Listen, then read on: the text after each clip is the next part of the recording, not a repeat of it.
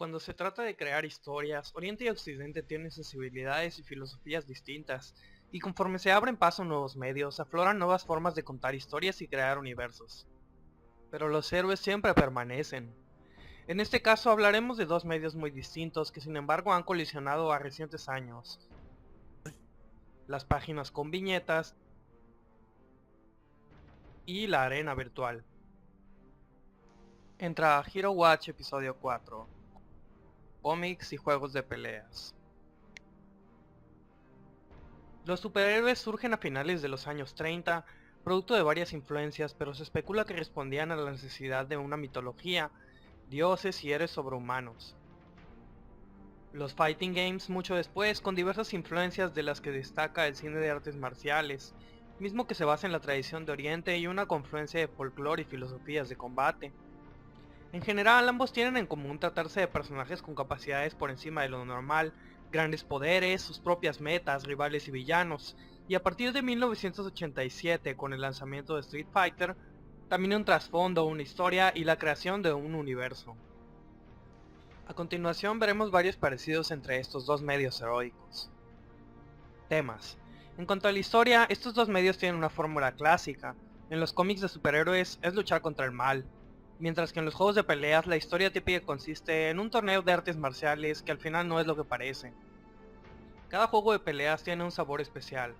En el caso de Street Fighter, la escala es internacional con personajes representando los países y estilos de pelea de todo el mundo. En Fatal Fury y Art of Fighting, se narra una historia contenida en la ciudad americana de Southtown, por lo que generalmente el estilo de sus peleadores es más occidental. Mientras que en King of Fighters se vio como una historia moderna de artes marciales, pero a la vez un revival de la mitología japonesa con personajes principalmente de dicha nacionalidad. Sin olvidar mencionar a juegos de época como Samurai Shodown o Soul Calibur, o bien los tirados completamente al estilo anime como Guilty Gear, Blaze Blue o Darkstalkers. En cuanto a los juegos occidentales, cuyos representantes principales son Killer Instinct y Mortal Kombat, existe una interesante mezcla de influencias. Mortal Kombat es un juego americano centrado en un imaginario oriental con influencias mongolas, chinas y japonesas. Su primera trilogía revive toda una trama de agentes de la CIA, karatecas, ninjas y hechiceros, y un mundo de criaturas oscuras que quiere apoderarse de la Tierra. En Killer Instinct podemos encontrar un mundillo similar al de algunos cómics, y en su historia conviven personajes místicos, monstruos sobrenaturales, mutantes, alienígenas y robots, todo centrado en el enemigo de los cómics por excelencia, una malvada corporación científica. Narrativa. En el estilo narrativo tenemos diferencias entre los distintos estilos de juego. En los juegos japoneses, principalmente KOF y Street Fighter, encontramos una estructura con algunas semejanzas a los cómics de evento de editoriales como Marvel y DC, ya que el formato normal de los juegos de pelea, al menos hasta hace poco, era ofrecer un breve preludio y después un ending por personaje, o en el caso de la saga King of Fighters por equipo. Sin embargo, cada final muestra solo lo que ocurre desde la perspectiva del personaje utilizado. Para conocer la historia completa es necesario terminar el juego con cada uno de los personajes, lo cual es similar a los números de tie-in que enlazan cómics individuales a la historia principal, en el caso de los eventos de los cómics. En el caso de los juegos occidentales se prestaba un poco más de atención a presentar una historia directa y accesible. Tal es el caso de Mortal Kombat, en cuyo Attack Mode contaba con las biografías y preludios de cada personaje, y al terminar el juego un epílogo detallado que narraba lo que sucedía con él. Cabe destacar que los americanos siempre vieron los juegos como oportunidad para crear una franquicia, y si era multimedia tanto mejor. Es por eso que los juegos y sus lanzamientos a veces se acompañaban de series de cómics que permitían una comprensión muy fácil y simple de la historia. Por el contrario, las sagas japonesas hasta hace poco se limitaban a narrar lo que pudiera entenderse a través del juego, y ofrecer detalles suplementarios en revistas especializadas o incluso CDs de drama, y posteriormente libros y enciclopedias oficiales. Las pocas adaptaciones a manga no tenían mucho que ver con la historia oficial, eran historias alternas de cada saga o contradecían las de los juegos. Como quien dice, cada quien se basaba en el concepto básico y hacía lo que Dios le daba a entender. Aunque hubo casos curiosos en que los mangas e incluso las películas animadas influían en posteriores entregas de los juegos.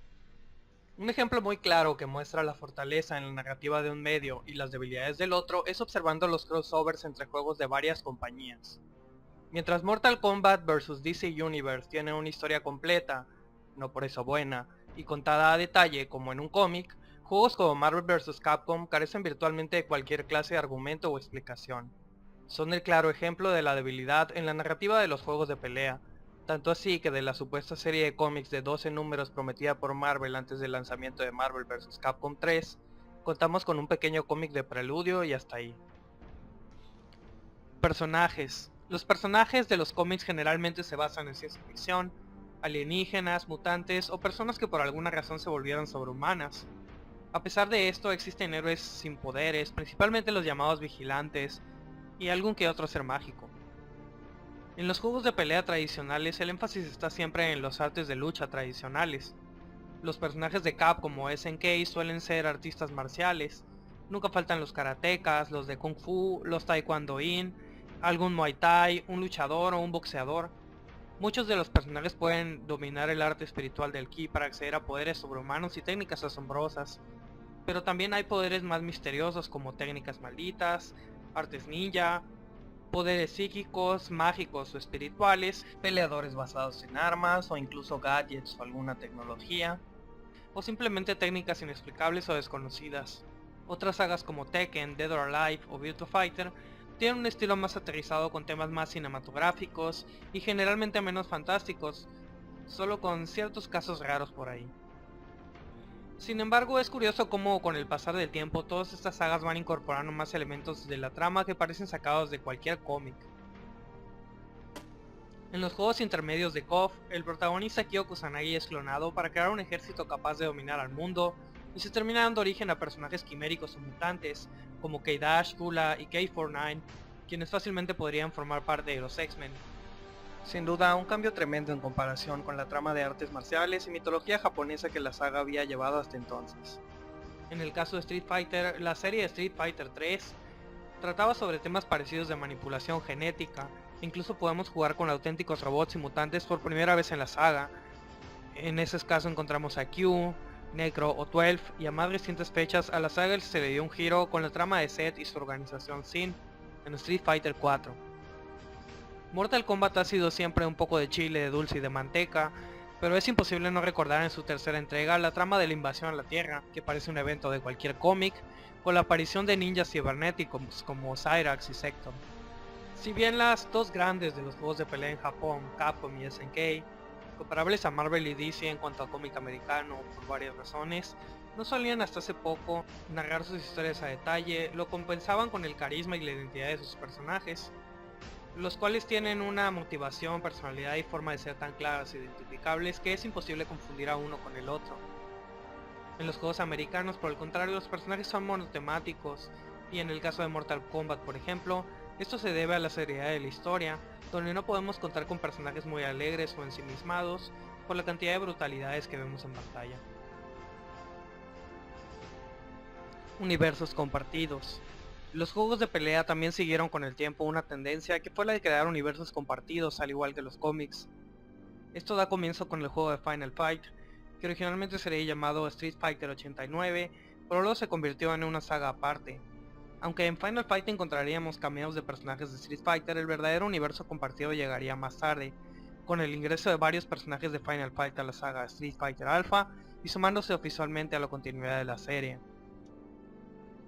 A la continuidad de Capcom se unirían más adelante sagas aledañas como Slam Masters o Rival Schools, pero fuera de compartir un par de personajes, las conexiones eran más vagas.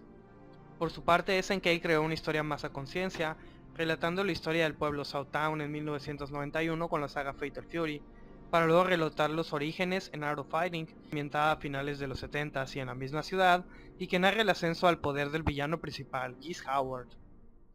Todo culminaría en 1994 con la primera entrega de King of Fighters, título que por cierto ya se manejaba desde el primer juego de Fatal Fury, y en que como si fuera el Avengers de los juegos de pelea, todos los personajes de diversas series se unirían en un evento masivo. En ese sentido, Capcom podría verse como algo parecido a lo ocurrido en DC, en que el universo tuvo que surgir como estrategia y un poco a la fuerza, mientras que SNK, al igual que Marvel Comics, desarrolló desde el inicio un plan de continuidad compartida y múltiples conexiones argumentales, algunas de las cuales se remiten a juegos ubicados en el futuro o el pasado lejanos, como Samurai Shodown, Last Blade, o la saga Fun. Status Quo.